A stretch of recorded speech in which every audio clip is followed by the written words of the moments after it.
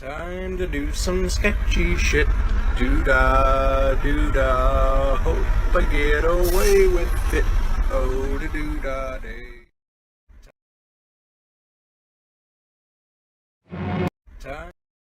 Time to do some sketchy shit. Doo-dah, doo-dah. Hope I get away with it. Oh, the doo-dah day.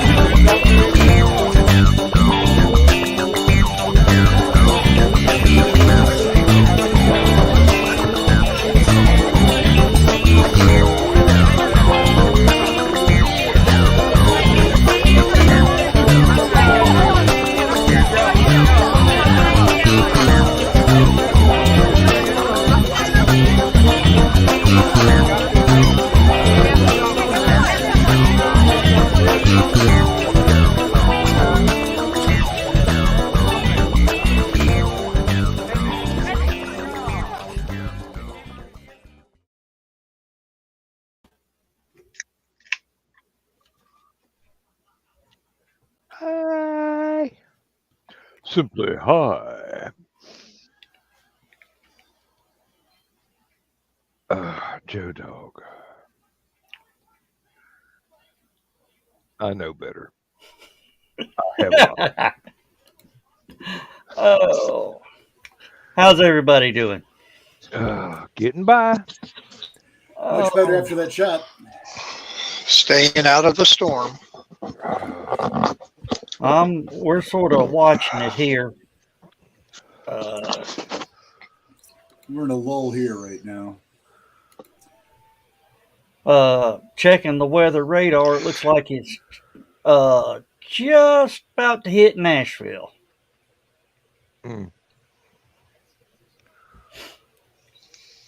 Well, I haven't seen the temperature drop here any since dark. But the winds are howling out there, notice, but I think it's the winds.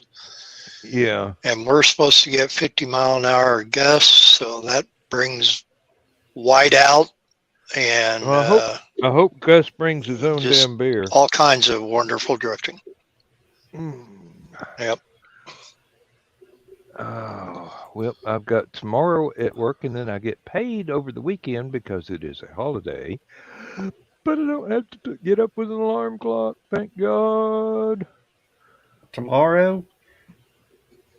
You No, do have to no, work tomorrow, or you don't have? I do have to work tomorrow. I don't work Saturday and Sunday, but because it is Christmas Eve, Christmas Day, I get 8 hours pay as a holiday grant. You I mean, better. it's in the contract.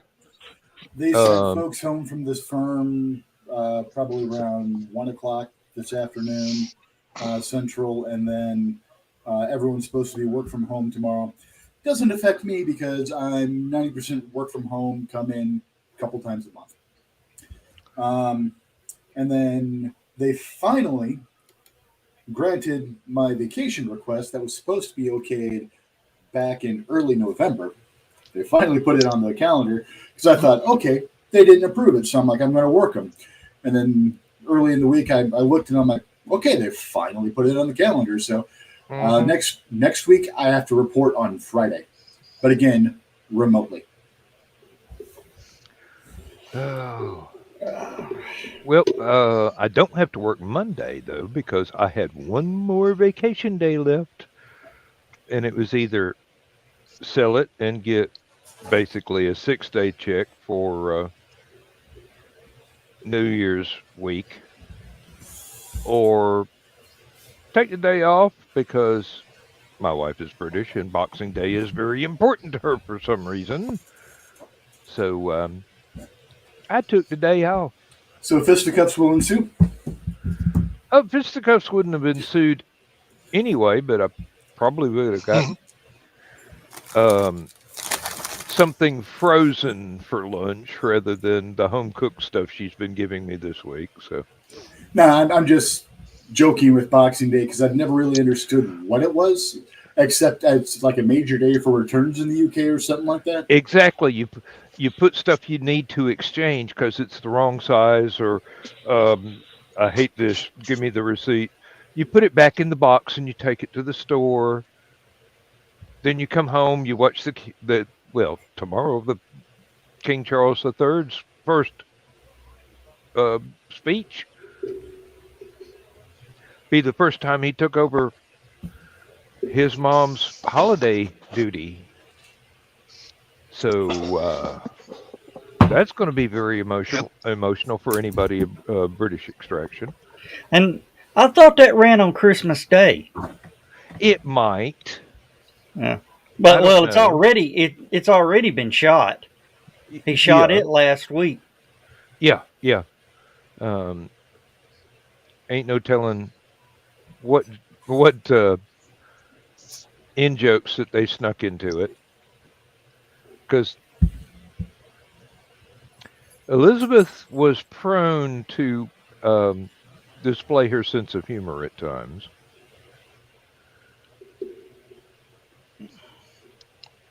Oh, Carl's saying he has to go to work tomorrow night, but that's different. He said the work's getting up from under the desk. Okay. I see he would have to work at doing that. Yes. Yeah, I was sitting there watching something ad for some computer desk for people working from home, and it has a hammock underneath it. And I'm going, damn. Now, why didn't they have that when we were doing the virtual convention? I don't know. Because I mean, that hammock would have been better than sleeping in the dang floor, waking up every 2 hours to make sure everything's still running. They've had those for years. They've had those since I was still on help desk, and I've been off help desk for over 10 years. I imagine a good lazy boy would beat a hammock any day. You just go ahead, push your chair back, kick up the footrest, go on back. Hammocks are easier to hide in the office, though. Why would I want to hide anything in the office? So, okay. For help desk nerds and network admins and stuff like that sometimes had to do long shifts or overnights or something like that. They had these kind of things that you could use, and then you can hide it when the bosses are coming through. Sorry. I'm thinking of the episode of Seinfeld where George has Seinfeld's contractor build him the special desk with the hideaway shelf and the alarm clock and all that underneath the desk. We're already 10 minutes in, and either YouTube started over again or it's way lagged. I think YouTube started over again with the opening credits. And I'm watching YouTube on the iPad because that's the best way I can comment in the chats without having every destination that Joe Dog has the channel broadcasting to. I'm still seeing it with that about 20 seconds, 20-second lag. That fireball is kicking my ass more than I thought it would. Holy shit. I've got an 11-minute Michaela. lag, obviously. Oh. No, it's I could see us before, and now I'm seeing us again. It's got a way lag. I didn't. It's like a jet lag. Ain't no jet flies this damn slow. And I apologize if I sound a little weird. The flu has gone through the Aspen household yet again, so it's finally made its way to my chest. So my voice is actually sounding really weird to me. It's sounding about 2 octaves deeper than I normally talk. At least to me it does. And if I start hacking, I'm going to mute myself. So if I suddenly mute myself and look like I'm choking, you know why. If you turn blue in the face, should we call 911 or? If I turn blue in the face, hopefully Misty will call 911. She's in the other room. Yeah, really. At the very least, call 911 so Gargamel doesn't come after you. Although I do luck out. The fire station with an ambulance is literally 45 seconds away from the house. Well, It'll take them 8 minutes to get there. The apartment. With weather like this, they probably have someone sitting at the station in case stuff is happening. There's a fire station right next to the property where the factory I work is. And when something catches fire at our factory, the either the plant manager, if it's during day shift, or the shift supervisor, if it's night shift, has to call them and say, this is real, come on. Or, hey, it's something, we don't know what this alarm is for. We can't find a fire anywhere. Y'all sit tight. We'll give you a holler if we find something actually steaming. Well, ours is. Well, my ambulance is right across the street from my place, and the fire department is about 3 blocks away. The last time we actually had a fire. Oh, go right ahead, Joe. He's in my neighborhood. The fire station's right at the bottom of the hill from us, and it's still 8 minutes from time you call 911 till they roll up. It's a steep hill. Yeah, from the time you place the call, because then they've got to dispatch. They've actually got to get in gear, get in the vehicle, and get over. But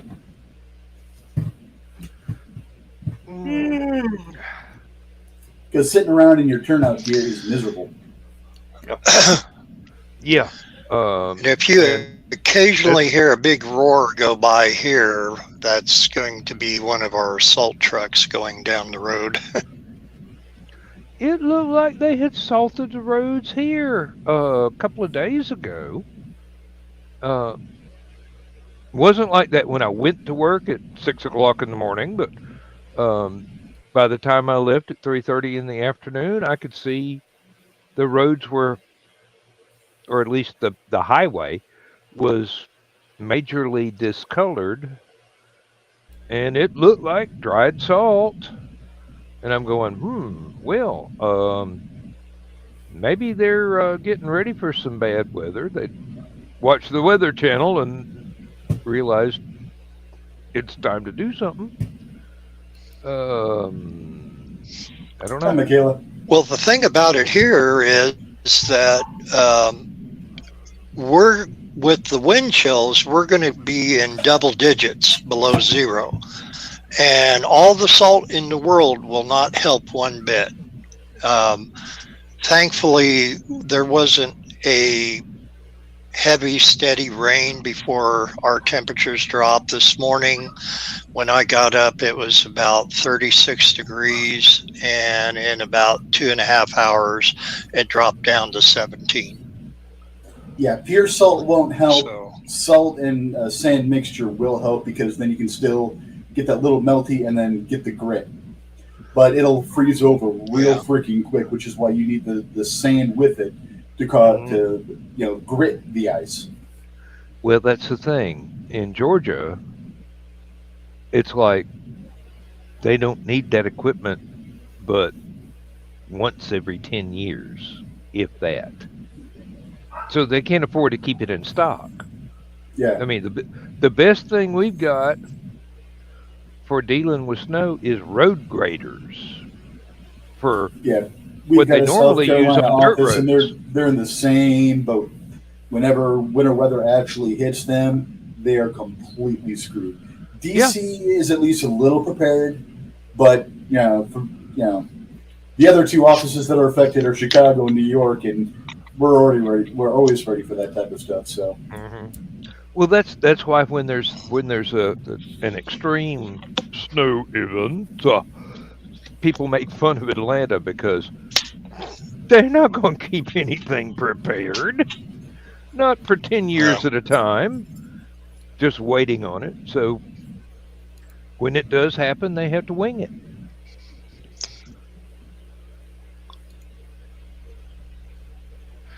well, I think a lot of it involves costs on keeping, well, not so much keeping vehicles kept up because you use vehicles for other things as well, but just the inventory on the salt and the sand and road pack, what have you. If it's not being utilized for other reasons, Somebody's they're still paying taxes on it. Yeah. well, and you can't keep running. You can't keep it in a yearly budget. You can't justify it.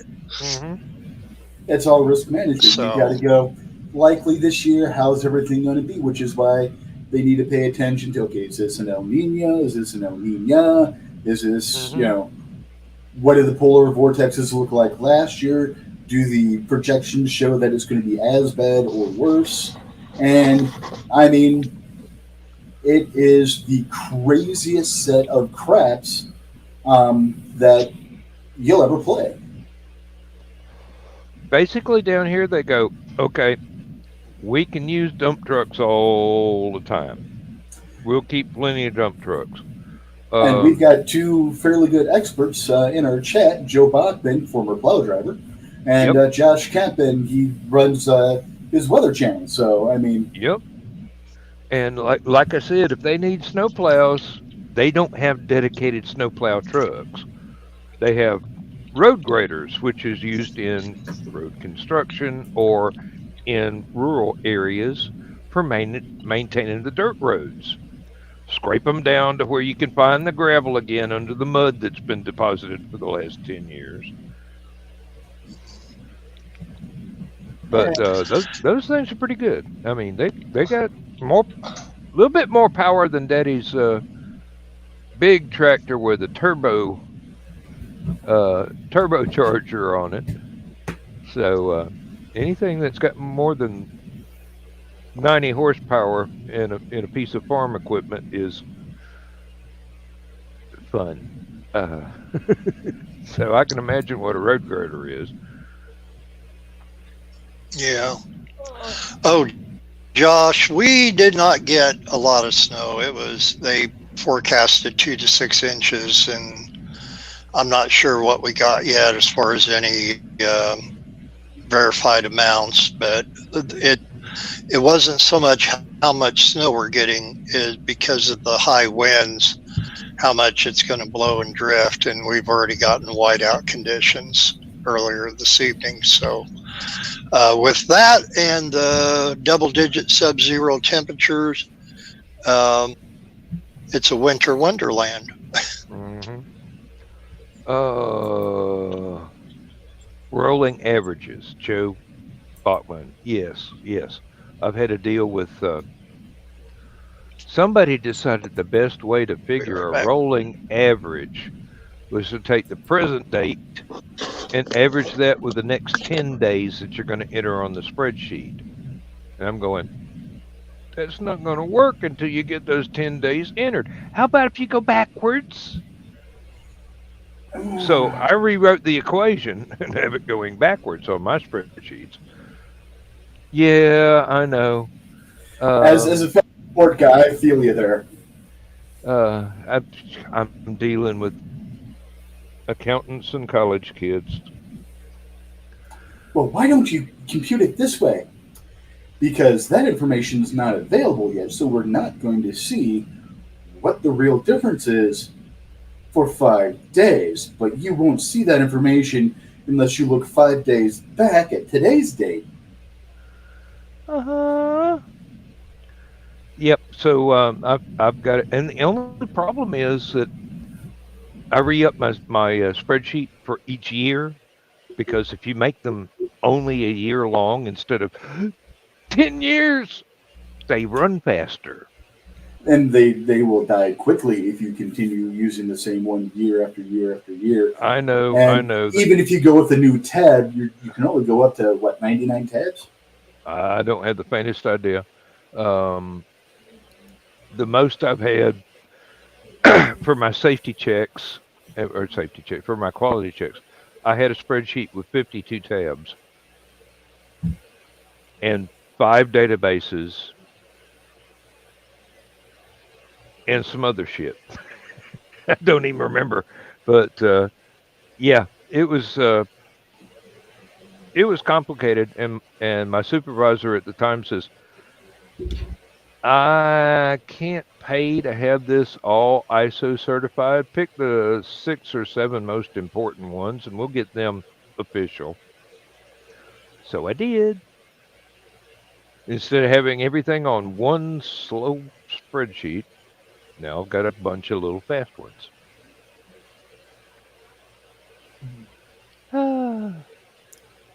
Dan, I'm getting one of them damn crazy headaches. Oh, I thought I was boring you to tears. No, I'm sorry. it's that one that starts in behind your eyeball. Feels like your eyeball's going to pop out of your head. That's a Sinus migraine. or stress. Could be a migraine too. Yeah, I'm thinking it's the cold front about to come through. I could Sinus. actually make a very in poor taste sort of oh good God, how's this? I have actually got sound on the iPad and it's all turned off. Anyway, if you've ever seen Blake 7, there's a good riposte to anybody that has a headache if you don't like them very much. And I like you, so I'm not going to say that. If it starts clearing up, I'll be back. But right now, I can't even see out of my left eye. I would very much suggest a warm compress. All right. We'll holler at y'all later, guys. I'm sorry. Feel better, It's brother. all right. It's all right. It's probably weather related. Yep. All right. Yeah, if it's barometric pressure, it's probably sinus, and a warm compress will probably help that. All right. Maybe a decongestant too might help clear any decongestion that might be, or any congestion that's up there that might be causing the backup. Oh, I can breathe clear. I mean, just because you can breathe doesn't mean that your upper sinuses are unclogged. Yeah. All right. We'll holler at y'all later.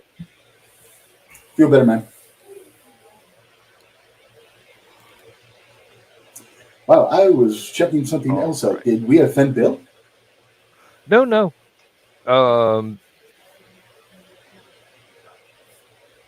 the replay has got Bill still here on. I'm going to have to. I'm live on the replay. Well, I'm the 26-second delay. Yeah. I'm going to go to settings and Bluetooth and disconnect. All right. Well, it don't want me to do that, so I'll just turn power off to the blasted speaker.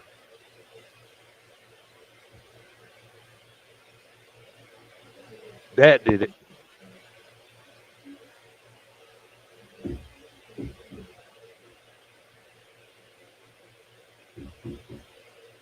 Yeah, the weather being crappy, it might have taken out Bill's Wi-Fi. Yeah. Oh, here he is. That's what happened. I actually muted my mic and turned my camera off to go use the facilities, and then when I came back, I had nothing. But now I got something.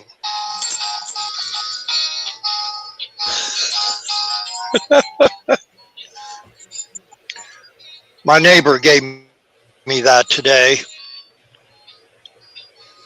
Out of revenge? And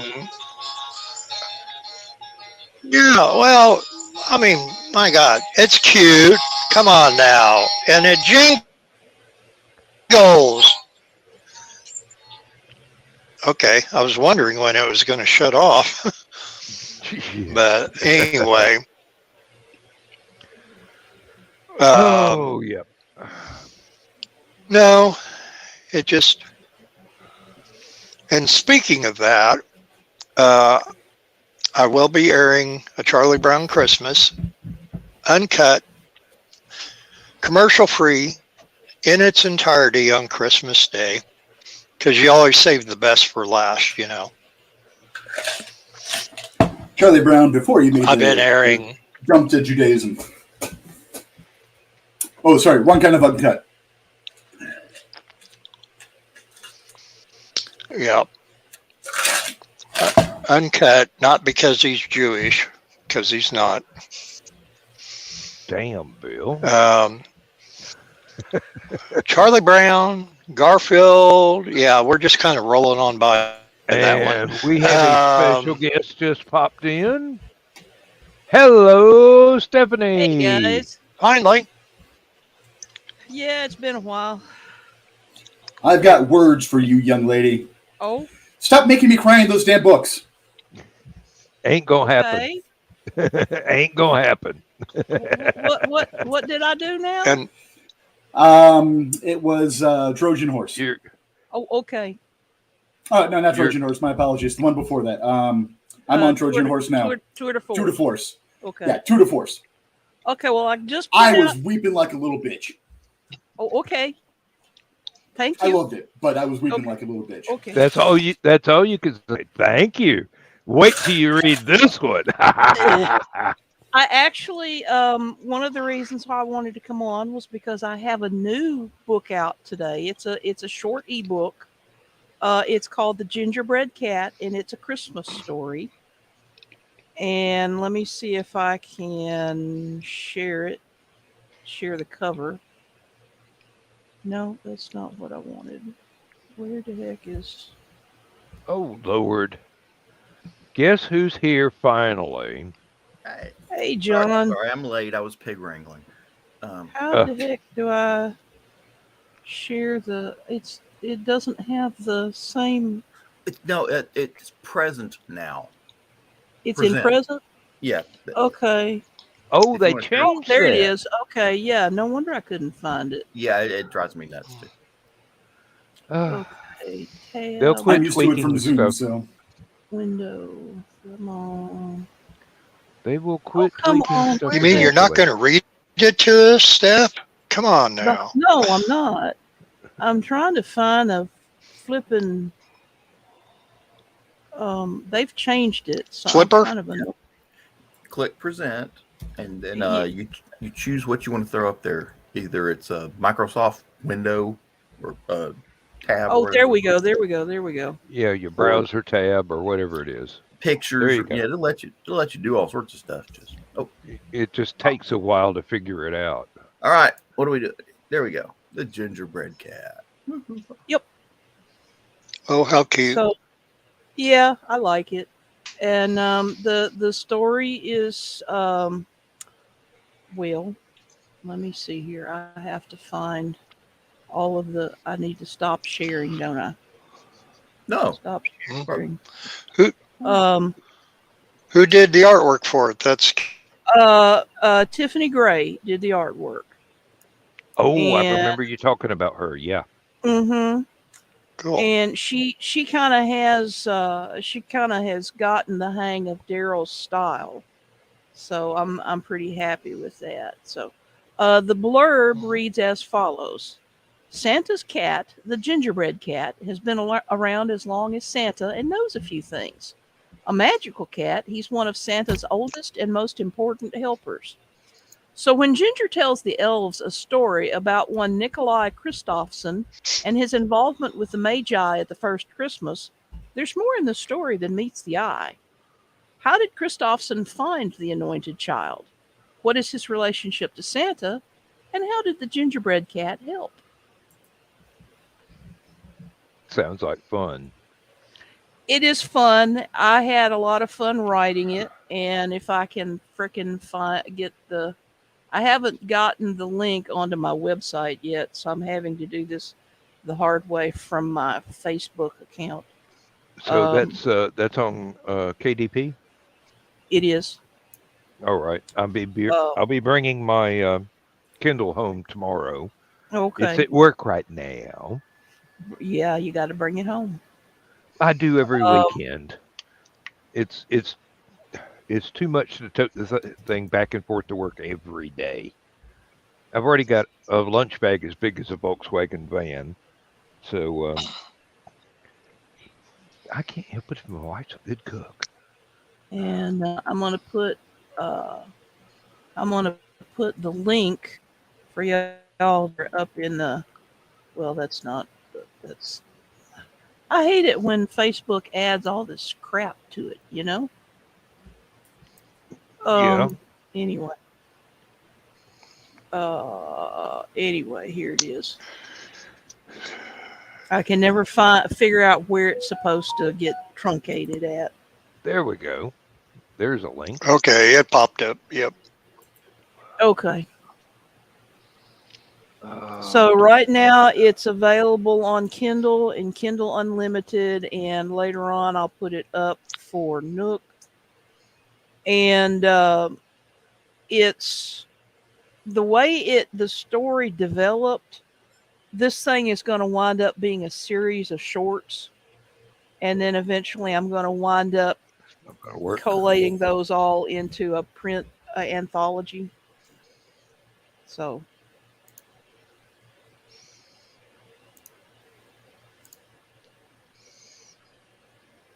So if yeah, what are we trying to do? Trying to figure out Where it breaks? No, the blasted thing here. I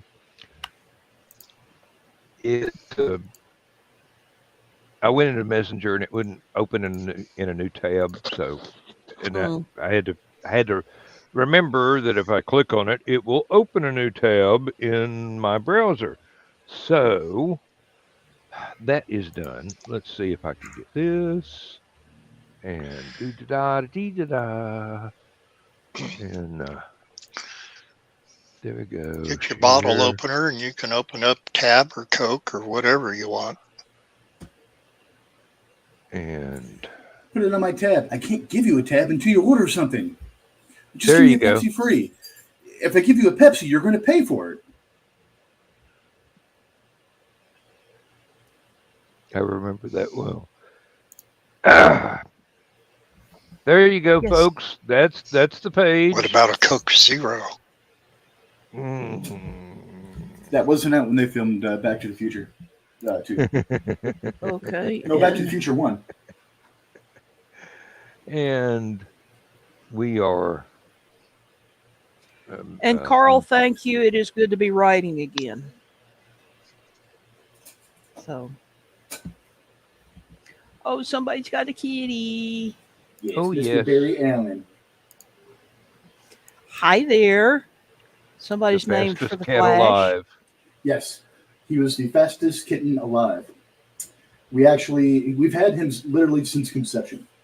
We had his mother and his father. We put a banana box under the coffee table in the living room. And we planned to move the kittens into the box after Mama had them. But Mama loved me, so she always loved, resting on me and stuff like that. So we took one of my old shirts, put it in the box to make sure that when we moved the kittens in there, that Mama would be fine with staying in there. We lucked out. Mama decided to have them in the box. No need to move them whatsoever. At the end of the night, we'd count up all the kittens, make sure that they're all in the box, walk down to the opposite end of the house, hall light on, stark white hallway. We would see a gray and black cat following us down the hall. There was no furniture for it to hide behind. So we saw that he did not follow us. We'd open the bedroom door, flip on the light. He was on the bed like, what took you so long? So we decided to name him for the Flash. Because there's not a comic book hero that teleports. Well, there's one. Well, there is. Nightcrawler, Kurt Wagner. Yeah. Yeah. I remembered him Yeah. just as I said that. Yeah. Actually, there's a couple of teleporters, but Kurt Wagner is the one that sticks out the Yeah. best. Well, he's one of the good guys. Yeah. And then we also had one that looked almost just like him that he fought with all the time that we decided to name Leonard Snark for Captain Cold. We called him Leo for short. One year. Superman's pain in the butt, the one that you can't pronounce his name correctly. Yeah. And I bet every one of you will have a different pronunciation of it. Mixoplex. That's pretty close. Mixoplitilic. Yeah. But when quite some years back, Daryl worked with my mom to make a Banff doll for me for Christmas. So it's up on the display ledge of over the bedroom door. I actually would like to have a Lockheed the mini dragon. Yes. Yes. I don't want one I'm that is a surprised that stuffed wasn't- animal. I want the real thing. I'm surprised that wasn't this year's toy. You're surprised what? That was not this year's toy because they came out with the New Mutants movie, Ah, okay. and there How was did I miss there that? was a dragon plushie of Lockheed in it. So, Oh. Yeah. Now, when Dan said mini dragon, that put me to mind of the mini dragons that you could make with the creepy crawler machine. Oh yeah. Yeah, I remember those. You had to actually fit them all together. So you had the body, and I think you had to fit the body with the head, and you had to fit the wings and maybe the arms, legs on, or something like that. It's been a long time since. The old thing maker. Yeah, Yeah. thing The old maker. thing maker. Yeah.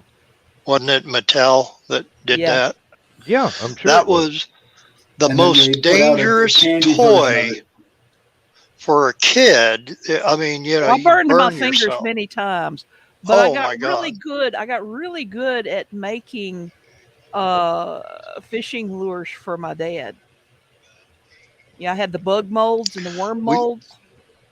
Just drop a fishing hook in there and pour in the stuff and cook it, and instant fishing lure.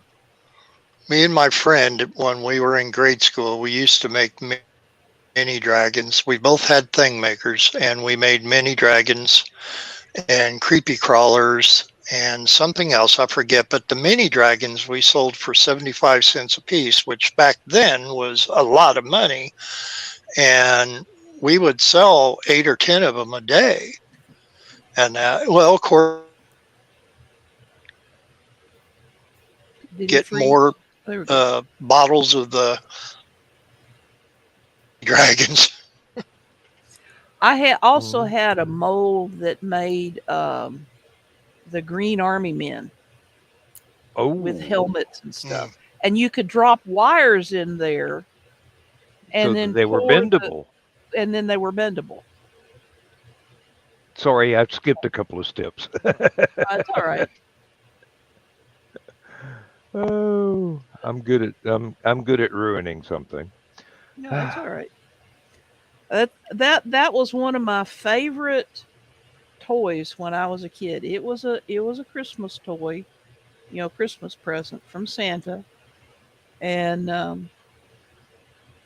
I had so much fun with that for so many years, and then I wound up running out of the goop, Oh yeah. the plastic Mhm. goop, and then I couldn't make anything else.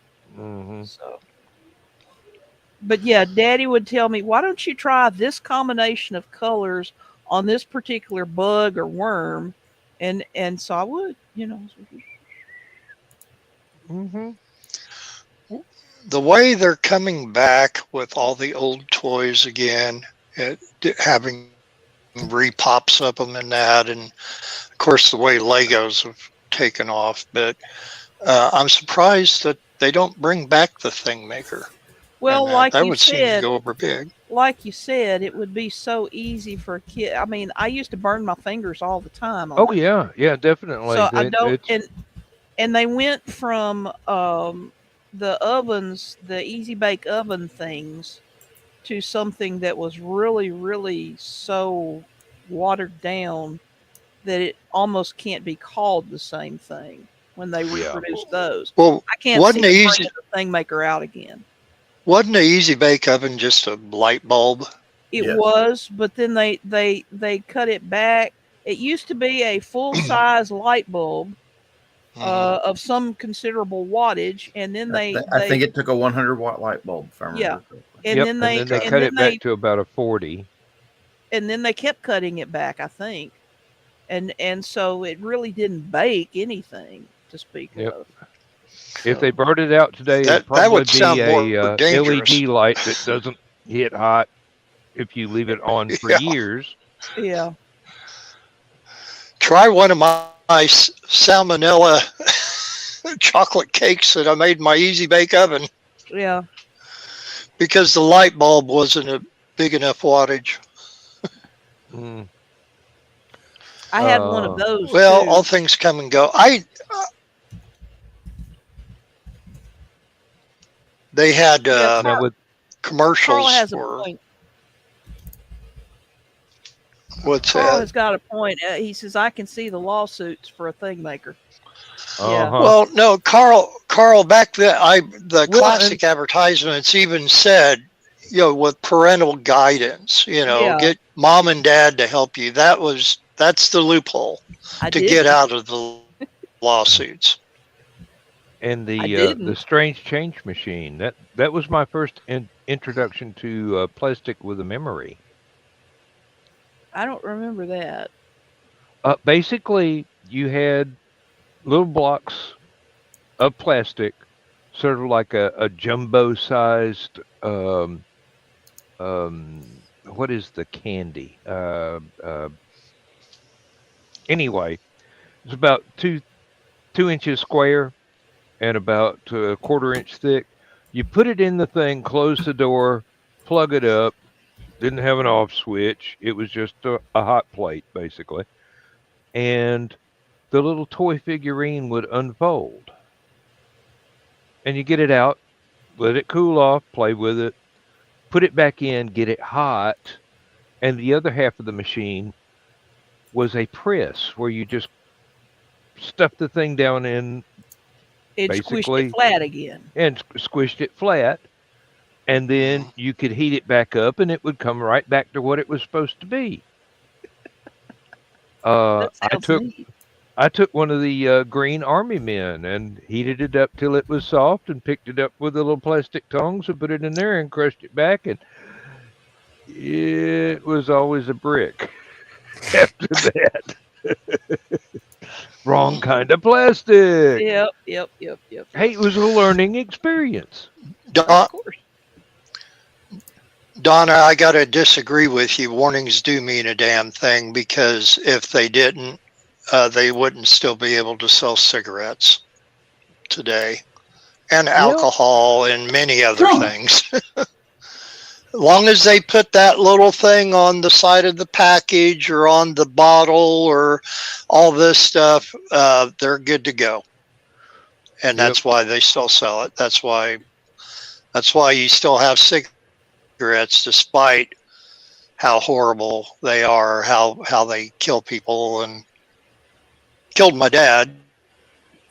Vintage Mattel Fright Factory. It's still allowed. 1966, $70 eBay. Yep. Oh wow! What was that, Factory. Rich? Vintage Mattel Fright Factory Maker Pack, 1966, pre-owned, $70 or best offer, eBay. And then there was the one that it came with edible plastic. Yes. Yeah. Mattel thing made And it still tasted like plastic. Funflower and Creeple People pack. All together, three things, $249.95 eBay. Yeah, I think, I don't believe it was me that had the one with the edible plastic thing maker or whatever that particular device was called, but somebody in my family did. Creepy Crawlers, that was the only one they really had in the 80s. Actually, no, I take that back. They did have the rubber one for very, very early, but they moved to the candy because I guess too many kids were just putting the crap in their mouth. Well, this would have been probably early 70s because I was still kind of small. I wasn't high school age yet. Might have been late 60s. I'm not sure. When all of this was. I think it was late 60s. It's been a long time ago come Choctaw, yes. Oh, God, you can tell I've watched Johnny Carson too many times.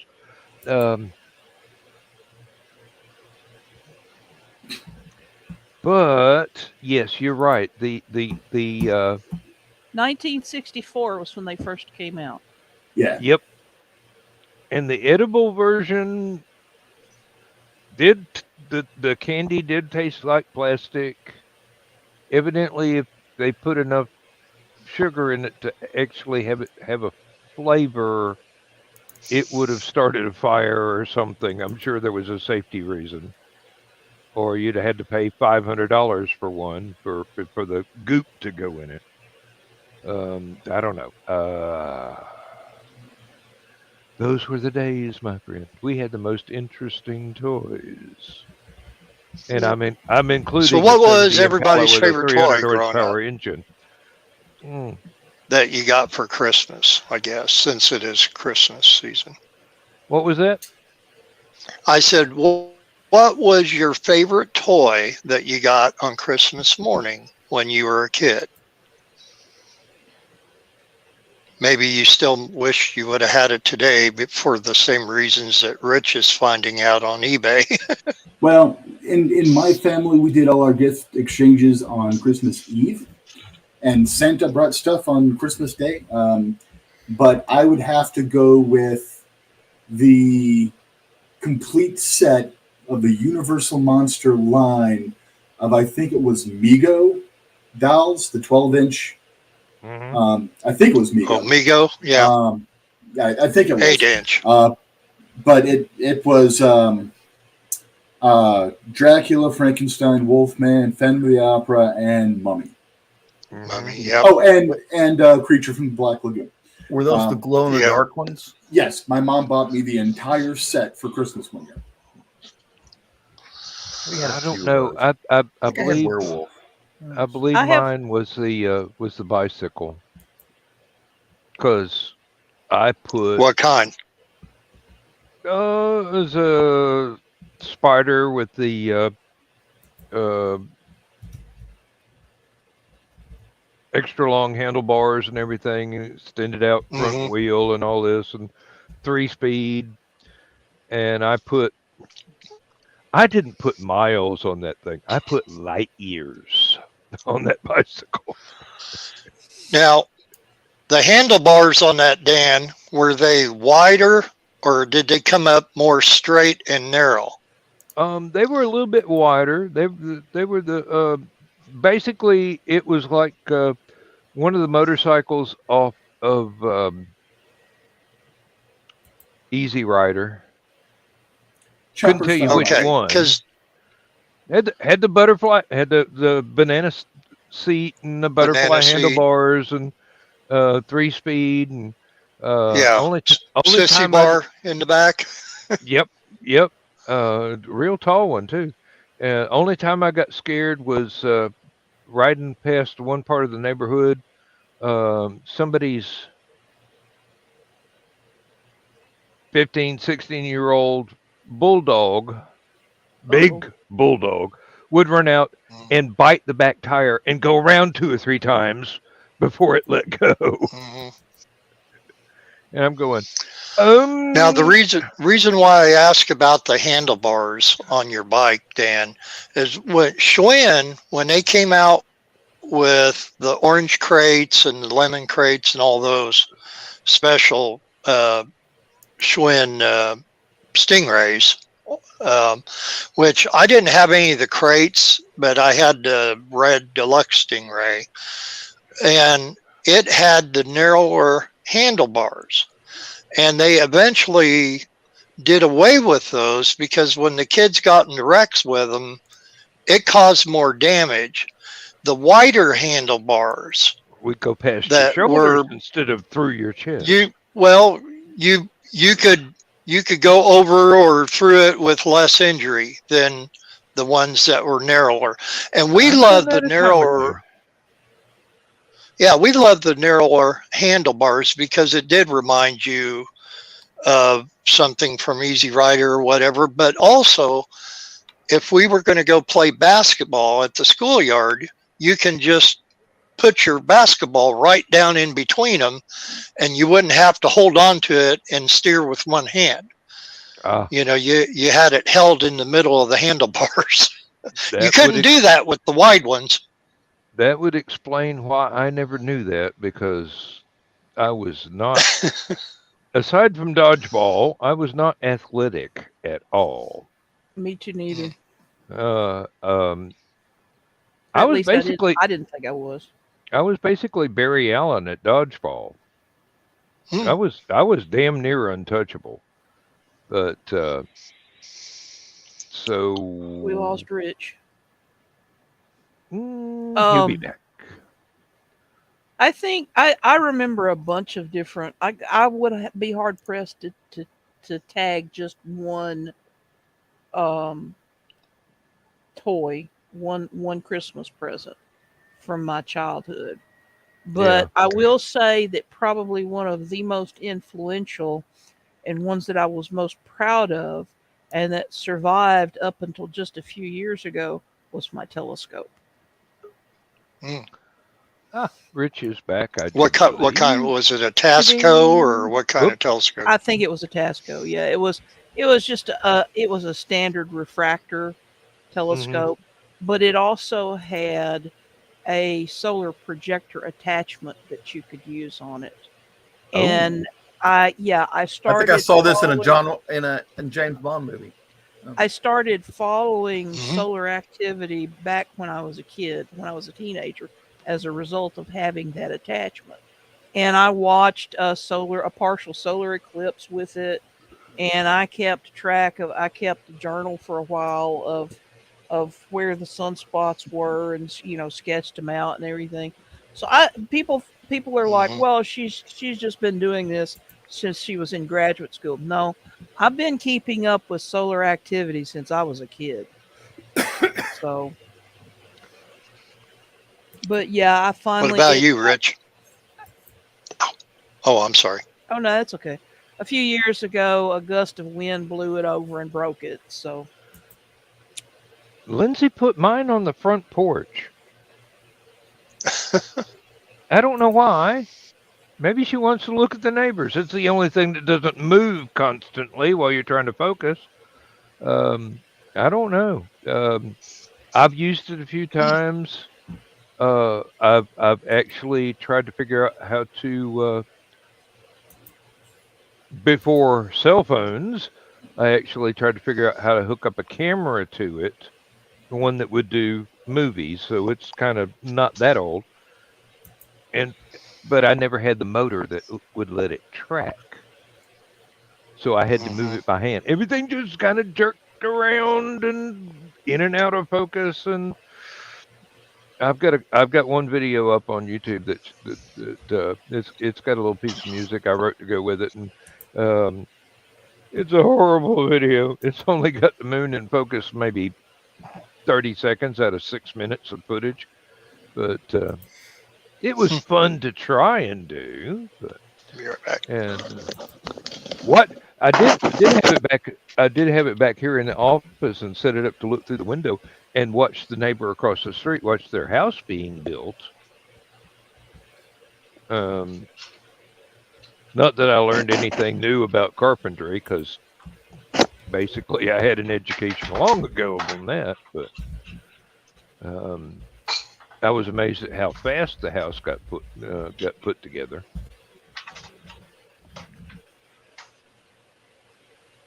But now it's sitting out on the front porch, and I'm going, why? I had it in a safe place behind the door of my office. Nobody could knock it over and break it. Now I bump into it every time I bring groceries in the house.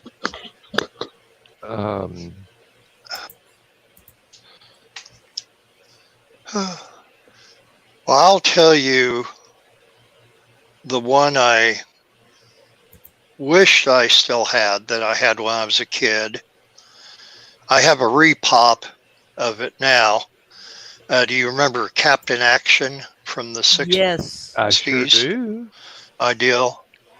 Yep. And so you could get Captain Action, which he just looked.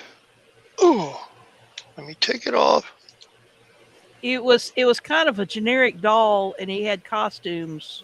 Yeah, Mhm. costumes and the face mask and everything, and you can get them to look like the Phantom Or And- Batman, or Superman, or yes, Or a I bunch had of one. other people. Yeah. Yes, there was a whole. I actually collected the comic books Yeah, at the time. same here.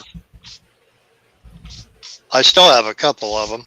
The one that was it the first one that Superman was in with Captain Action and Action Boy? didn't remember I now. don't know. You'd have to Google that one, and Yeah, Be right I have it, but I don't remember which one that was. But the one that I had that I loved when I was a kid that I still have is Mego Mr. Spock on the card, and still has his tricorder and phaser and all this stuff on there. because you never took it out of the box and played with it. What? Weren't you a real kid? Oh yes, I did.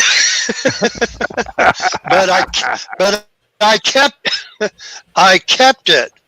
And I also had the tricorders, walkie-talkie or communicator walkie-talkies. And the bridge I never had, but I had the communicators We had and the that. But yeah, I kept. This is from 1974. Somewhere So- back here behind me, I've got the paper doll version of the communicator, tricorder, and whatnot.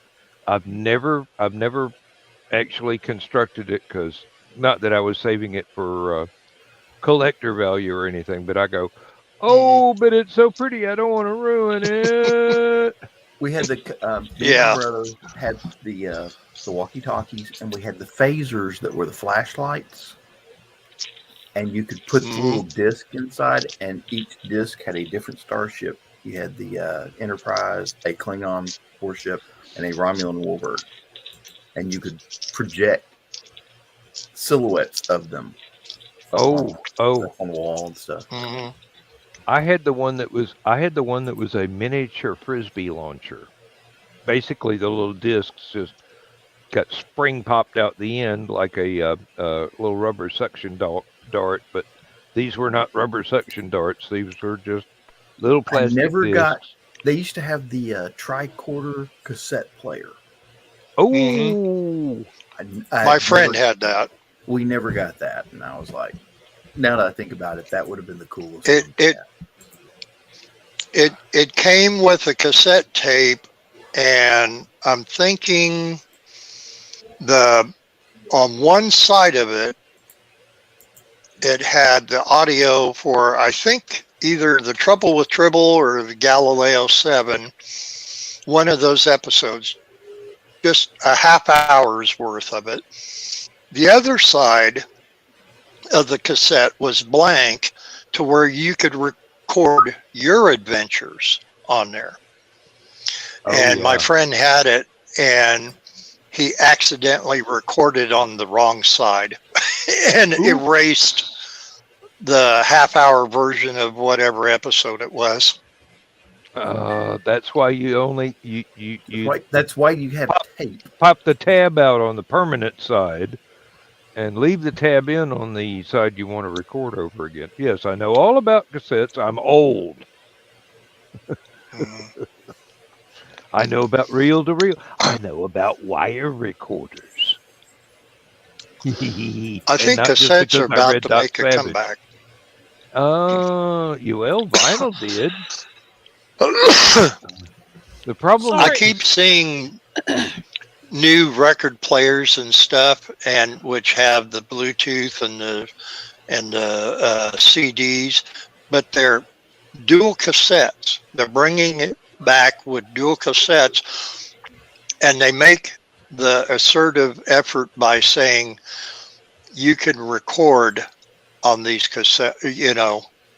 It had the record functions with them. Oh, how innovative. Sorry I stepped out for a couple minutes there, guys.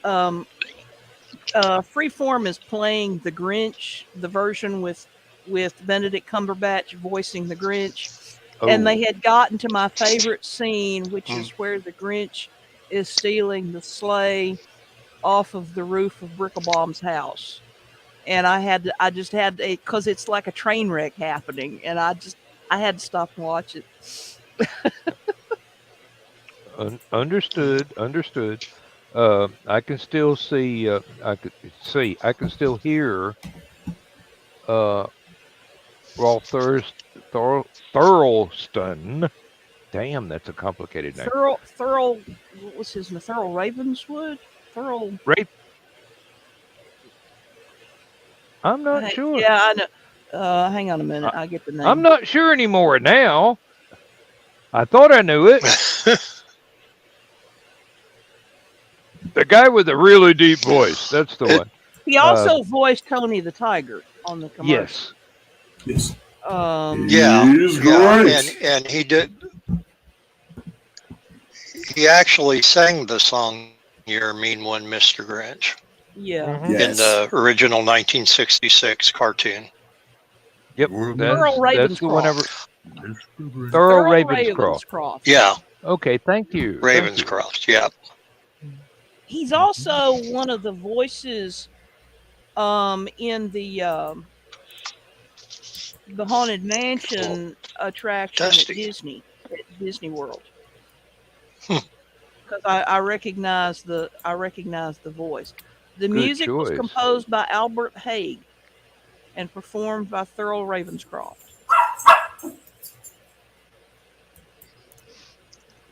Soundtrack Somebody agreed. won the Grammy Award for Best Album for Children at the 10th Annual Grammy Awards. Hello, I'm Patrick Stewart. No, you're not. I'm Patrick Stewart. I do not care for the Jim Carrey version. I don't. A little creepy. It's got its moments, but they're very few and far between. Yeah, yes. I do like the original. and I do like this version with Cumberbatch voicing the Grinch. There's something about, I think, the Whoville in that version. There's something about it that takes me back to my childhood. If I could visit that version of Whoville, I would. Hmm. It's like I'm one of the few people that actually enjoyed the Robin Williams Popeye movie Hmm. because I had seen the original black and white cartoons and had read some of the original newspaper comic strips. Mhm. So I knew Thimble Theater was what was going on, but a lot of people only encountered Popeye when it was the sanitized, colorized version that basically, eh, I think that expresses it very well. Yeah. Yeah. Um, Yeah, the Max Fleischer Popeyes were the best. oh That's for yeah, sure. especially the ones that were done in black and white, and they were so surreal. I mean, Mhm. good lord. Um, no wonder somebody invented LSD. They were trying to get back to a Popeye cartoon. And not to keep plugging my Everyday is Saturday Facebook group, but I will.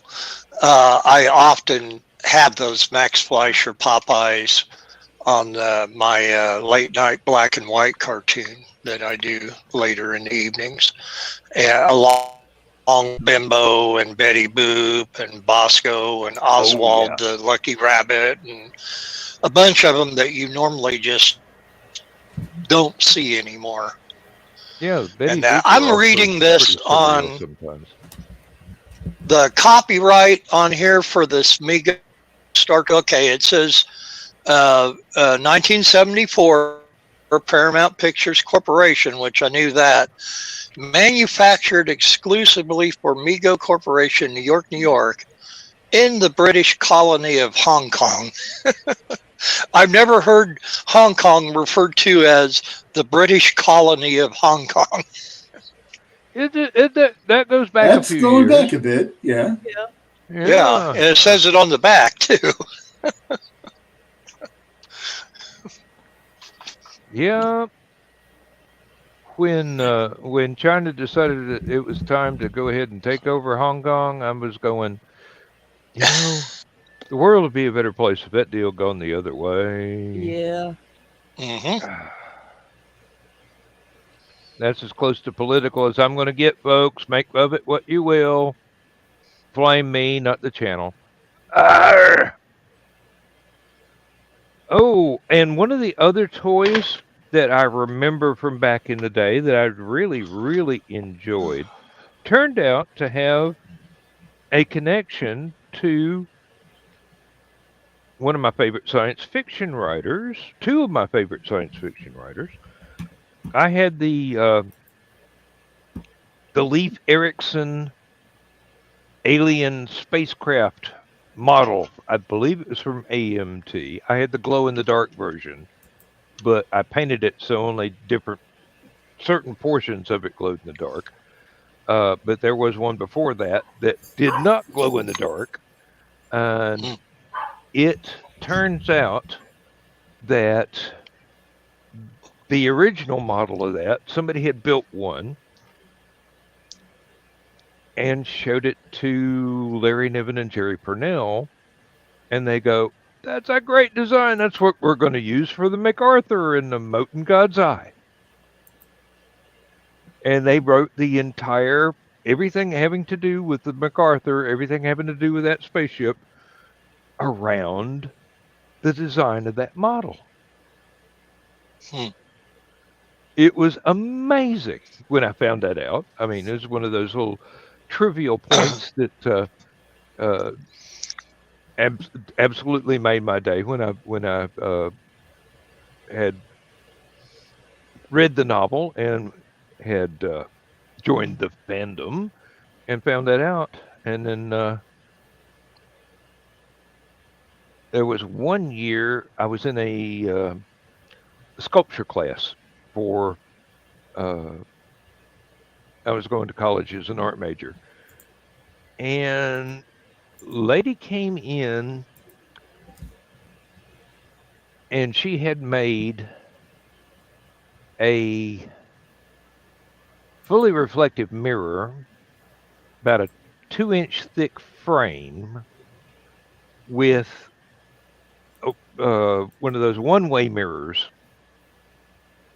but the reflection was going in, so you could see from the outside, you could see the reflections inside, and had little Christmas tree lights along the inside of the frame. I do believe it was either hexagonal or octagonal.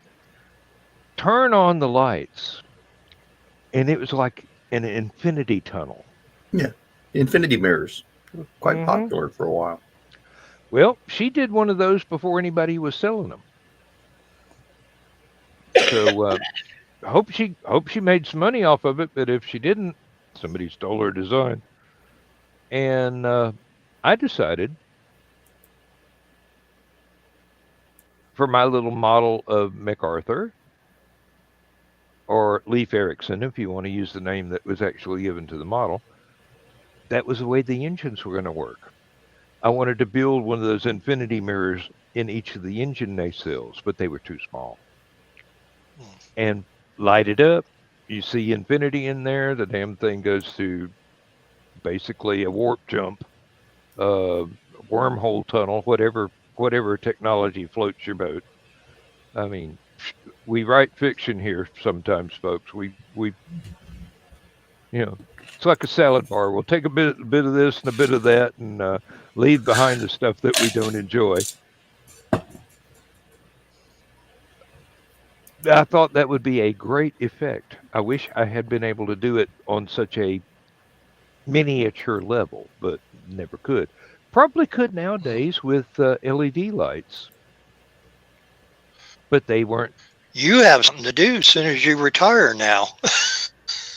I've got a lot of stuff to do when I retire. Most of it's typing, Bill. I am not going to have time to build models. Oh, come on. Get Lindsay to do the typing for you. Make her your secretary. If you keep sending your stuff to Three Ravens, you might. I keep sending it. It's going on 2 years. I haven't seen one come out. The last batch that I sent yet. I'm going. Isn't my turn coming up soon? You're doing such wonderful stuff. Anyway, there's 3 books there, Scott, and I am breathlessly waiting for that email going, hey, it's time. Check out this edit. Everybody's giving it a read and bleed. And you make the corrections, and it's in the pipeline. And I'm going, I want that so bad. I want that so bad. I want to inflict disposable man upon the world. And fly by wire. Oh God, fly by wire. Ooh, that's a big one. And it's already done. I hate to do it, but I could only stay on here for a little while tonight. I'm going to have to sneak on out. So. You don't have to sneak. You can stalk out proudly. All right. I'll stalk out then. Y'all take it easy and have a Merry Christmas, everybody. You too, darling. You too, Stephanie. Same to you. Good night. Thanks for coming in. I enjoyed it. I've missed it. I've just been so busy. All right. Bye-bye. Bye-bye. Good night. I've been sitting working on a listing for eBay while everybody was talking, so I know what busy's all about. Oh, I got another little show and tell. I will be right back. Thanks for the warning. Yeah, I fell down a rabbit hole of artist mannequins. So, and holders for them. Some of these are pretty damn spiffy. I actually did a rework of that cover and made the illustration larger and tried to put a frame around it that didn't look stupid. I succeeded in making the illustration larger. So far, the frame still looks stupid. But I was working with Excel, so it was kind of limited. Didn't actually have one of my art programs at work, and I had some spare time, so I just kind of played.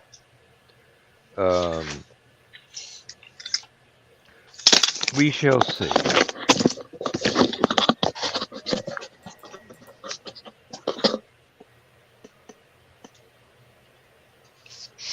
There he is. Everybody's super quiet. It's because we heard I thought we were having a moment of silence. Nah. Just have a moment of, damn, Bill's putting his headphones back on. He must be about to come back in. Moment of lucidity. So I got a couple things actually. You remember these by chance? Oh yeah. The little lenticular beetles, and these are the original ones from NEMS from 1964. Then I also, on the card still, they had them for every beetle, and this is John. This is a rather hard one to get a hold of. I used to actually have this. It's a pin. It's a guitar pin. My ex-wife used to call it a brooch, and I'm like, it's not a brooch, it's a festive pin. But it's only a anyway, brooch if you wear it, honey. Yeah, but I never had the card. The card is so cool, and it has their signatures and that on it, and which is also the original. But here's the coup de grace. And Nemco had the Beatles with the hair each. Now I don't have John. John's very hard to get a hold of. But here's Ringo, if I can get it to look. And he has his drum, and it has his signature on there. And it says, got the dates and on the back there. That's pretty cool. Let's see. There's guys. George with his signature is a little faded, and then I got Paul on there, and the lady, I got all these off of eBay. And the lady that I got Paul off of bought this originally in 1964 when she was a teenager. And when she sent it to me, I sent her a message saying, thank you very much. I've been a Beatles fan since 1970, basically. And I said, getting Paul on here, I said, I've seen this for many years. I've seen them all for many years. Actually, a guy that runs our record store, Greg Wilson, runs Co-op record, or not Co-op, I'm sorry. He used to run Co-op, Chart Records and Tapes, downtown Danville. He has all four and had them forever. And I tried to buy all four of them off of him, and of course he would never sell them. And it just, I sent this little message to this lady after I made an offer on this. She said, had a certain price or best offer, so I made a best offer, and she accepted it. And I was just told her, I said, you made a Beatle fan very happy. And she told me, one when I got the box that had Paul in there, she had a little handwritten note. And she said, I had this for over 50 years. And she said, I bought it when I was a teenager. And a big Beatles fan when I was a teenager. She said, I still am, but she said it was hard to part with it. She goes, but I know that she needed to do it for reasons I won't say on here. But she said, now I know it's going to a good home. Somebody,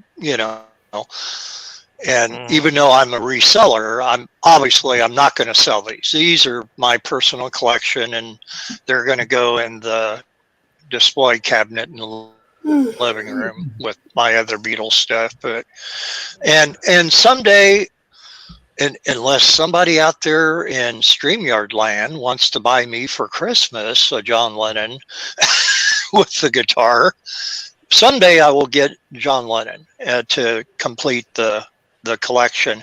But I will tell you, Paul and Ringo was about the cheapest ones, and George, I was bidding on him on an auction, and I got him for a little bit under $100. John, you can't touch for a couple $100 on a buy it now. And I missed out on getting John on an auction because the guy went $172, and I just couldn't justify that after spending money that I did on Christmas presents and bills and everything else. I just you got to set your right. You got to set your limits and your cutoffs. So. Yep. When I was reassembling my Tom Swift Jr. hardback collection, I was adamant I was going to get them as cheaply as possible, and all in the same cover format. The photographs or the paintings with the yellow spines, and because they came out in 3 or 4 different cover designs, and sometimes I had to get something with the cover I didn't want to get one that I did want. And then I got to the very last one, which is the worst written of the entire series. But I had the other 32. I had to have number 33 complete the set. It was outrageously priced. And they had it up for auction, but they also had to buy it now. And I'm going, this is the only copy I have ever seen in my life. Not very many of them were printed. Not very many of those were sold. A lot of them got shipped back to the publisher as unsold and shredded. So I go, click, buy it now. I figure I'm only going to do it once. So I did. Now I've got the whole set. And I have gone back. I have reread every single one of them in order, reliving my childhood. I only had like 20 of them as a kid. 20 childhoods? If you count the ones I'm going through now, yeah. But 21st now. I'm due for some extras now. I'm getting old. But now I've got all. Well, that's like the Dr. Seuss books. The continuity was kind of weird. It held together. It held together better than classic Star Trek continuity. It held together better than Star Wars continuity. And much better than Doctor Who continuity. Believe me.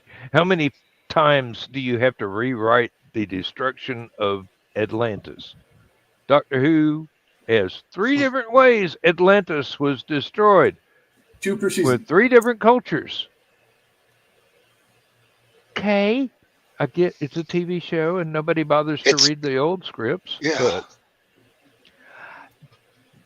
you know, to a fan, something like that would matter. So And then again, how many Tom Swift Jr. books are there? there are 33 of the juniors.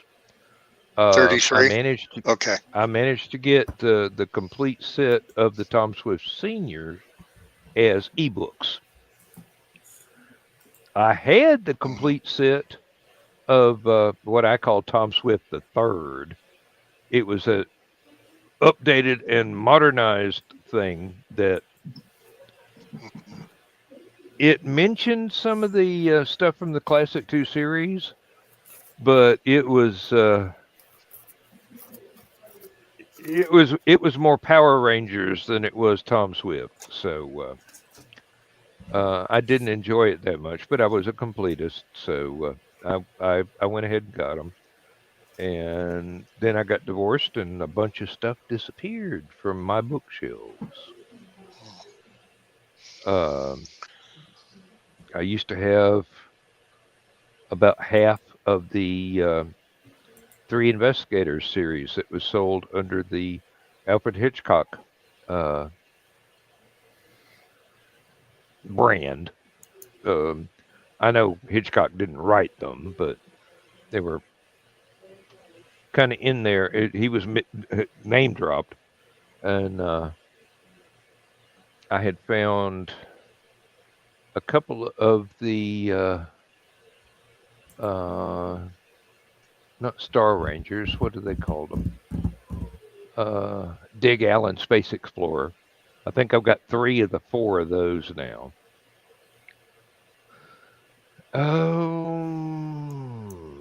Got a few things like I had something that my dad used to read. It was and there's actually an old movie serial from the same comic strip, Smilin' Jack. Oh yeah. And I found one of those. It was the same thing that my dad had as a little big book when he was about 8 or 10. But this was a hardback from Whitman Books. Didn't have all of the illustrations, but it had quite a few that were straight from the little big book. And I got that. The cover was in great shape. The pages were still sewn in quite well. Gave it to him for Christmas one year, and he just absolutely loved it. Absolutely loved it.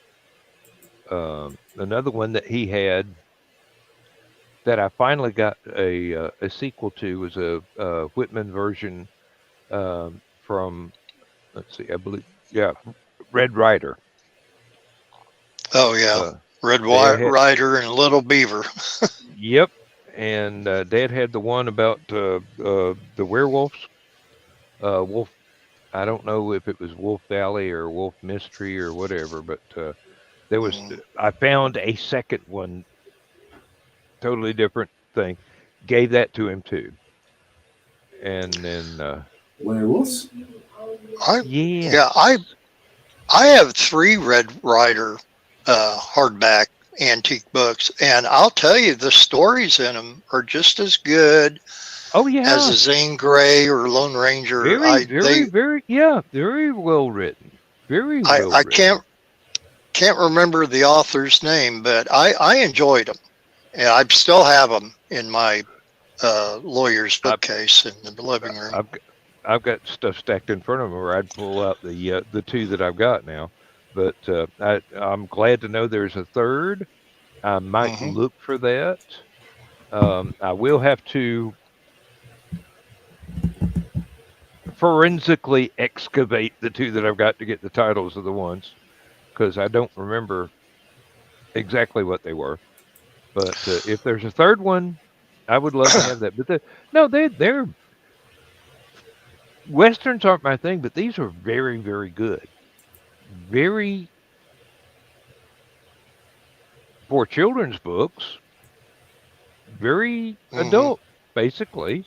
I mean, there were consequences to bullets being fired. This is not something you run into in children's books that often.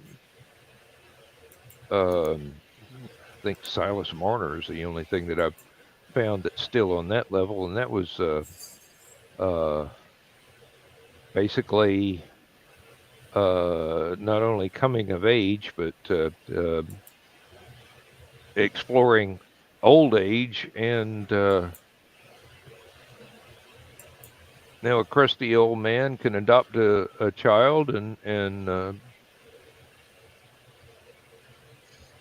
to dive back into the season, have his heart grow three sizes as he raised the child. That oh boy, I went off on a tangent there, didn't I? See. Well, you were probably looking at John's picture in his background when you said heart grows 3 sizes, thinking about the Grinch. Nope. Wasn't looking at John's picture at all. I was looking on the inside of my eyeballs, where I was replaying my memory of my childhood, basically trying to figure out good analyses for literary references for the tens of thousands of books that I've read. Oh Lord. Well, if I think of it, I will go in there. Go ahead and send me and the pull three out titles. I'll pull out those books and see. Now, I don't have first editions and that. I have one that's wonderful, but first editions are expensive. I'll look for, well, speaking of Grinch, we were looking at Dr. Seuss books a few weeks ago at the auction, and these looked really decent, and they looked like an older version. And we thought, okay, we may bid on this. And I opened up and look inside, and it's a Scholastic book edition, which a lot of times the Scholastic book editions can look like the original first editions of the children's books. And so you have to be very careful. And of course, it's easy enough to find out. You just got to open the book. But and Scholastic book editions of any of those aren't worth anything. I happen to know for a fact that my mother has about 15 or 20 of Seuss's books that were bought brand new when they came out, because that's one of the ways that my sister and I and my little brother 6 years later learned how to read. And I don't know if she still got them or if she gave them to my niece when she was a baby. That would make sense, but Mom may still have them on the bookshelves in the house, along with Collier's Encyclopedia that I wish I had, and the Myths and Legends of the World, also from Collier's from the same time period, back probably before I was born, so probably 55, 56. And there was, oh man, I got to read original Grimm's fairy tales before anybody thought to clean them up for children. And lots and lots of several different writers for King Arthur. Not only the most famous one, but several of the things that were kind of blended in later. You mean back when the Grimm's fairy tales were the way they were originally intended to be presented to children, to scare the hell out of them so they actually behaved?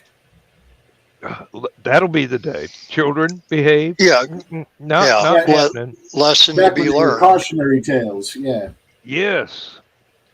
I'm going down. Well, the if hall, your I'll be mom right had back. those I'm still going to okay. be able to hear you. I'm still going to be able to hear you. Here? Okay. That's what I was about to ask. I was just going to say, if your mom had a lot of those Dr. Seuss books, the original editions of them, if she has any of the ones that the cancel culture had done away with here recently, those would be fairly valuable today. And that's what a lot of people are looking for, myself and Laura included, and that they're bringing some bucks because, people are just like anything else. When you take something away, and nobody's really paid a whole lot of attention to it before, well, now that you're taking it away, I want one. Know, it's kind of the mentality with it all, but yeah, there's a number of them that are quite a bit more valuable today because of that. And I'm trying to read. The Seven Lady Godivas. Okay, yeah.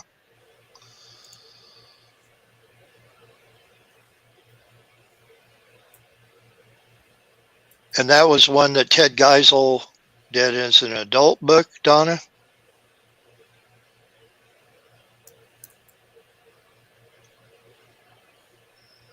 Or at least that's why I'm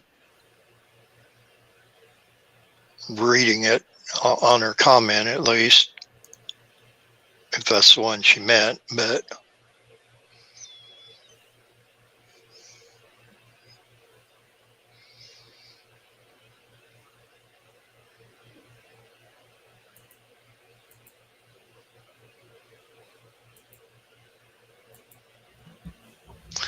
John, we never got to you on your favorite Christmas toy, but I somehow think because of your career and your interests that it very well might have something to do with G.I. Joes or cap guns or toy tanks or Little Johnny Human Torch. I had a lot of good, like, of course, the Plastic Army Men were always one of my favorites when I was a kid. My mom got me. Do you remember the Guns of Navarone play set? Mm-hmm. Came with the American GIs and the Germans. Germans were gray and American GIs were green. And the big plastic mountain that had 5 levels to it.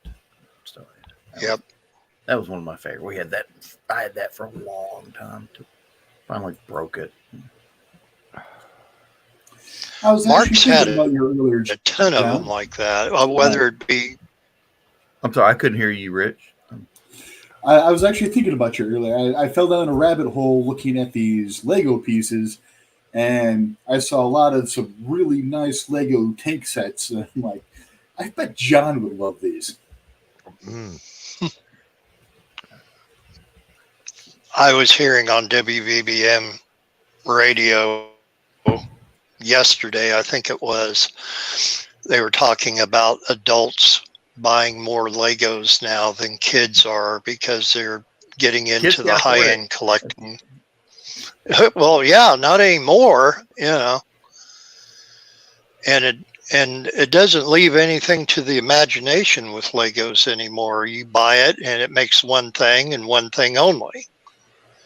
It makes a dragon or a Viking or a spaceship or whatever, and that's it, buddy.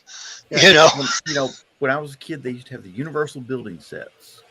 Mm-hmm. One of the first ones I remember getting was the 113 Universal building set, and then we got the 404 Universal building set. That's the one that came with the little electric motor and the remote where you could. They called it a remote, but all it did was provide power forward or power back, so you couldn't turn it or anything like that. That was fun because it came with tank treads and different sized tires and stuff like that. We were always building stuff with it. And once our air conditioner went out, robotic kit.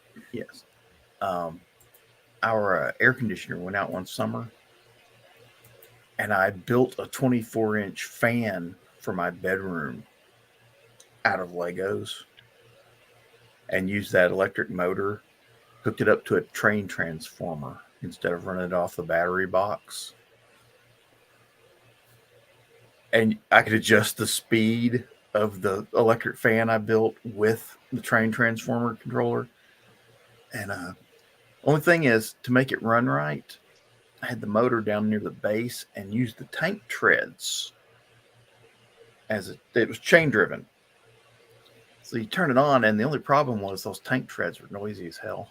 So turn it on, and you're through the whole house, and but it's kind of funny. We were all sitting there playing Legos in the bedroom, and everybody comes walking in and goes, "What is that?" And there's this big electric fan going.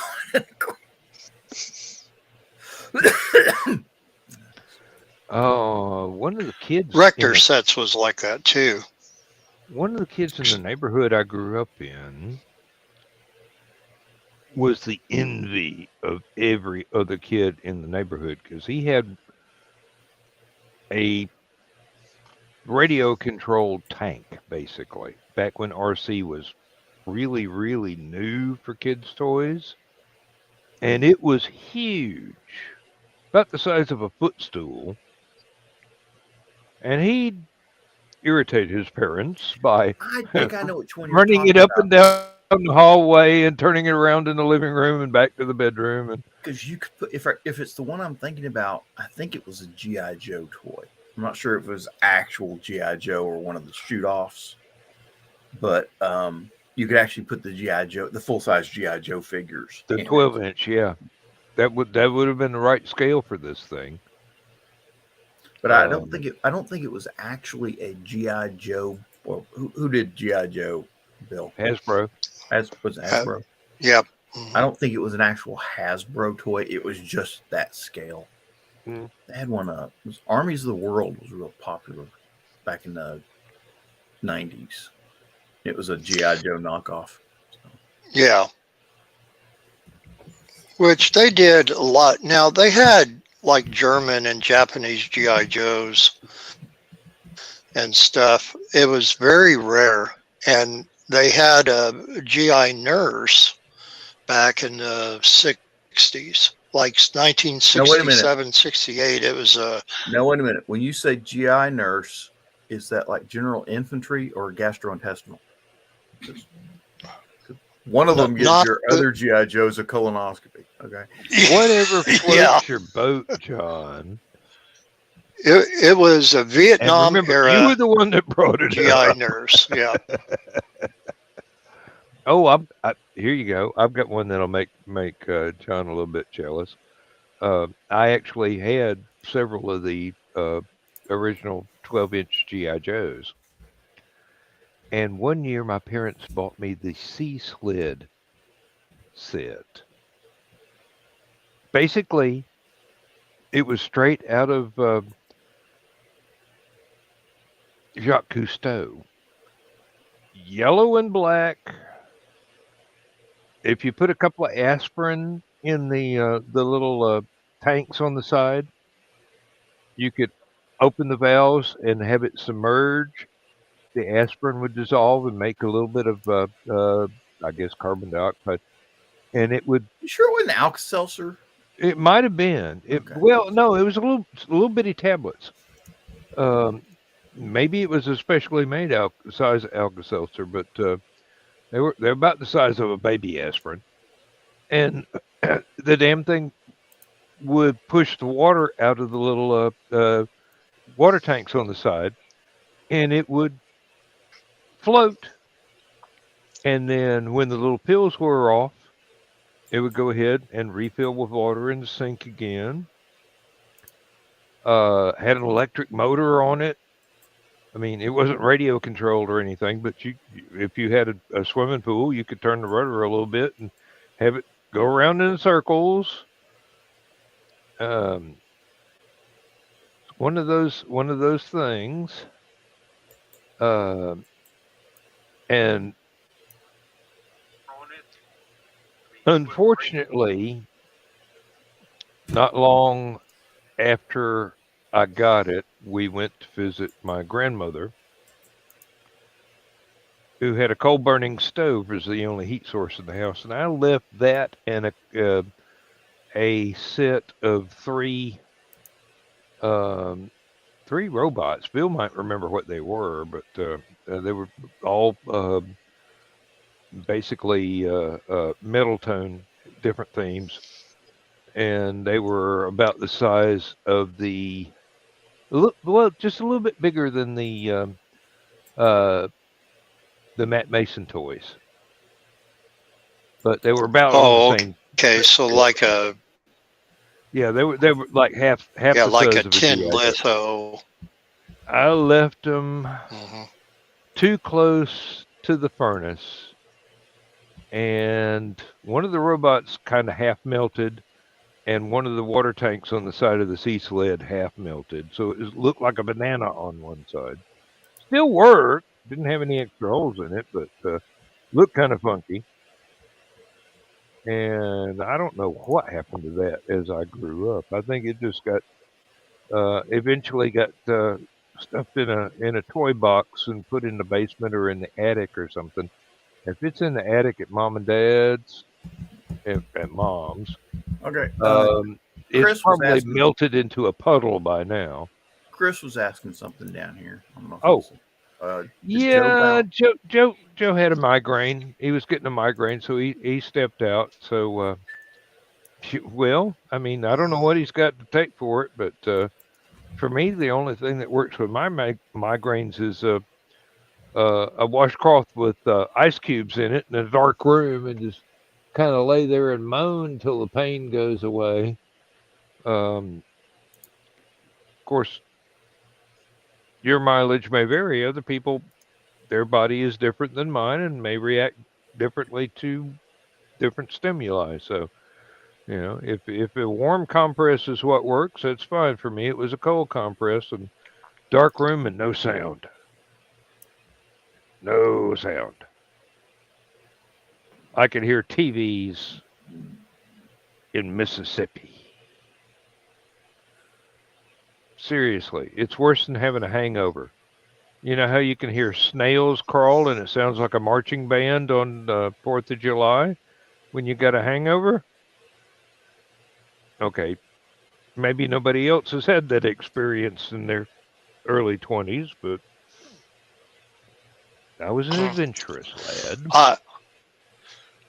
Guys, I don't mean to alarm anybody, but right now someone has stolen our temperature. We no longer have a temperature here in Oakwood. I'm thinking about dialing 911 to report it stolen, and I hope to God we get it back soon because it's just too damn cold out there right now, and the wind is really horrible. Oh, please. We got and it's so cold. I don't know if you can tell or not because of the glare. It's actually snowing in my phone. But yeah, we got. Quick, Bill, put your phone in the microwave for about 6 minutes on high and warm it up. Yeah. Well, let's see. We got 22 mile-an-hour winds. Let's see. Oh, now we went to -2, and the feel-like temperature is -27. I gotta stop looking at this. I'm depressing myself here. I will cheer you up. There's a couple of guys that used to do the narrowboat videos over in England, and they sold the boat and bought a little farmstead in Scotland, I do believe. Yes. And they got up the other morning, and it was -40 in their front yard. -40 is one of those coincidental temperatures where it is the only place where Fahrenheit and centigrade shake hands. If it's minus 40 in one, it's minus 40 in the other. That's the crossover point. Right. And they've got dogs, and they've got chickens, and they've got bees that they have been trying to make sure did not freeze. And I'm going, that would have been a popsicle at 60, much less minus 40. Heavens to Betsy. Well, We when I was in Berlin and it got down that cold for that week right before I left, somebody wanted to try and do PT that morning. Not only was it snow and ice all over the ground, which is very dangerous for running PT, but you can't breathe in that kind of weather. I mean, you walk outside, your sinuses freeze just the first time you take a breath. And it's... We walked out, stood there for a minute in formation. He said, all right, we're doing PT inside today. Yep. Yes, sir. Basketball? Long as it's not riflery.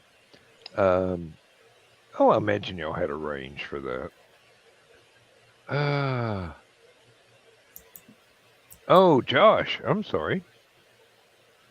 Power just went out there.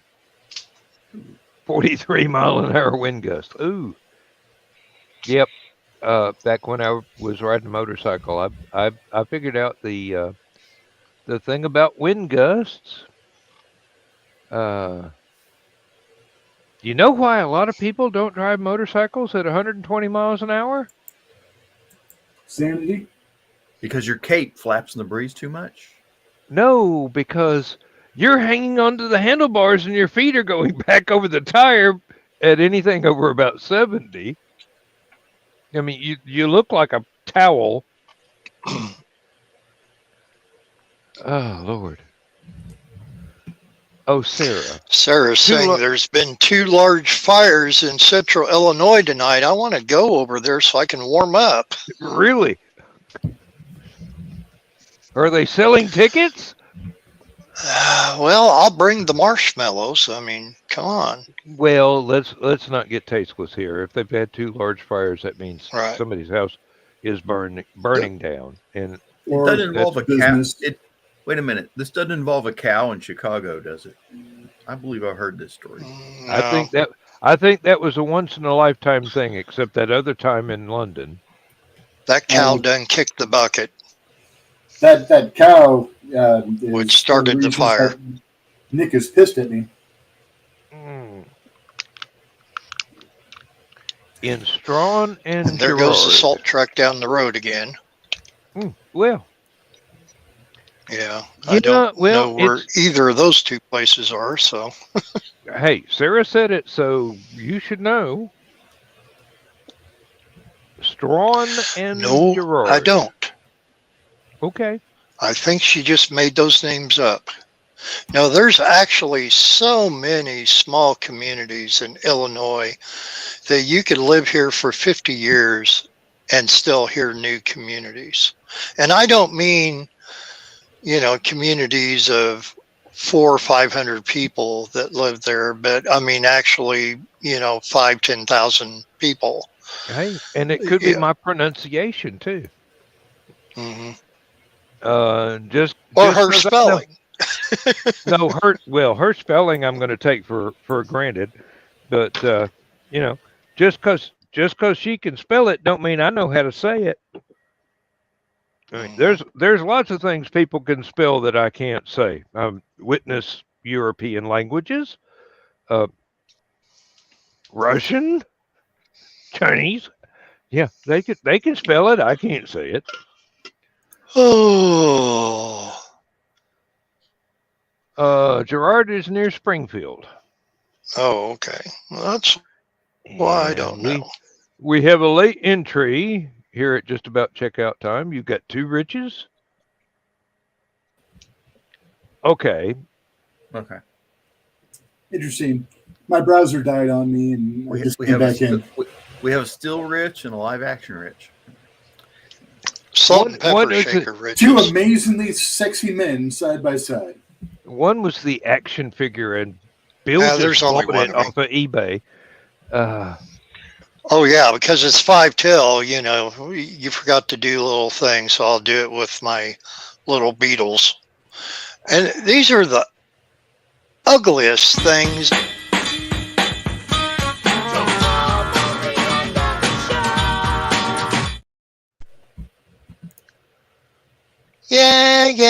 Yeah. Oh, okay. I mean, how would you like to have that thing creep up on you in the middle of the night? That's worse than that one movie with the little doll that went stabbing the woman. Trilogy of Terror. Yeah, thank you. I couldn't remember the name. And the woman was her last name was Black. I should know her name. Karen Black. Karen Black. Yes, she got quite famous for that little bit in that one episode. And was it a Twilight Zone or was it a movie of the week? I forget. It wasn't a Twilight Zone, but it was well, because it was called Trilogy of Terror, it was one of 3 short stories that ended up. And I don't remember what the other 2 were, but that one everybody remembers. Well, actually, Sven Gulli just recently had that on within the last month or 2. So I actually saw all 3 stories and still cannot tell you what the other 2 were about. That's how bad they were. I don't know about bad. and It's just that the Karen Black segment was so outstandingly memorable. Well, the thing is, Karen Black actually played 4 different roles throughout those 3 different stories. Right. Yeah, she played Oh wow! like a older woman, and she had blonde hair in one, and yeah. Well, This week, if you want to watch Sven Gulli's Saturday Night, which I'm assuming that there's no stupid o'clock Saturday because it's Christmas Eve, but ain't no telling. Bill, we got like 45 seconds. okay. Abbott and Costello Meet the Invisible Man this Saturday night on Sven Gulli, 7 o'clock Central. All right. That sounds good. It really does. Yep. Oh God. Joe does not have any of this organized. What are you looking for, Dan? I'm looking for the end of the show. Should be right up there at the top. There it is. Outro. Yep. Okay, got it. The show is over, people. The show is over. There you go. That's the end of the show. He's got outro and new outro. Or something. New May have got intro rid of it. November and outro is what I say. All right. Sorry, guys. Are you an intro or an outro? I gotta start the other show.